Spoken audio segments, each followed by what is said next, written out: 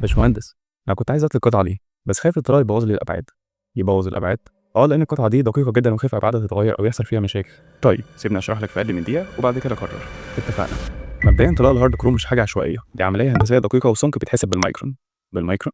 بالمايكرون. يعني بدقه عاليه جدا جدا، يعني مش بس بنحافظ على المقاس، لا بل وكمان ممكن نصلحها. قطعه قطرها ناقص بنرجعها لمقاسها المثالي وبنضمن استواء السطح بدقه عاليه مع طبقه حمايه صلبه ضد التاكل والاحتكاك. المشكله مش في الهارد كروم، المشكله في جوده ودقه الادوات المستخدمه، وده معناه لو انت بتشتغل في مكان احترافي بيشتغل بمقاييس دقيقه وعنده اجهزه معايير بضمان حقيقي زي هارد كروم تكنولوجي، يبقى انت في السيف زون وطمن على شغلك. عشان كده لو سمعت قبل كده ان الطلاق بيبوظ الابعاد، افتكر ان المشكله مش في الطلاق، المشكله فين بتطلي. تمام، اقتنعت؟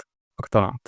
وبس لو عندك قطع حساسه في الابعاد اطمن، ابعتها لنا هنقيس ونحسب السمك المثالي وننفذ بدقه صناعيه عاليه جدا بالمايكرون وبالضمان. ولو مهتم بالمجال الصناعي بشكل عام لازم تاخد جوله في قناه على اليوتيوب هارد كروم تكنولوجي وتشترك معانا في القناه، ونوعدك تستمتع وتستفاد. واكيد ما تنساش اللايك الجميل وشير مع غيرك عشان الكل يستفاد.